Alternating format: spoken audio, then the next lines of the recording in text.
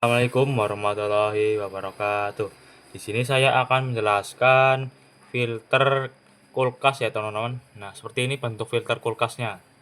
Nah, fungsinya untuk menyaring kotoran ya teman-teman. Di dalam dari kondensor disaring oleh filter.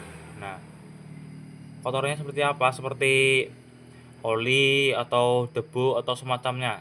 Nah, jika filter ini rusak, nah, otomatis di dalam kapiler ini akan tersumbat oleh kotoran-kotoran. Nah, itu yang menyebabkan kulkas tidak menjadi dingin ya, teman-teman. Nah, di sini ada dua jenis filter. Nah, yang pertama yang tadi saya jelaskan itu filter kosong. Nah, yang kedua itu ada filter isi. Nah, filter isi itu apa? Nah, filter isi itu yang di dalam filter ini ada bentuk semacam seperti pasir. Nah, itu fungsinya untuk membersihkan atau menyaring dari filter ini. Nah, seperti oli atau semacamnya ya, teman-teman, atau debu. Nah, yang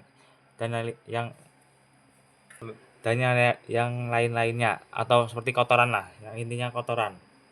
Nah, oke. Nah, itu dua jenis yang filter yang tadi saya jelaskan. Nah, sekian, terima kasih.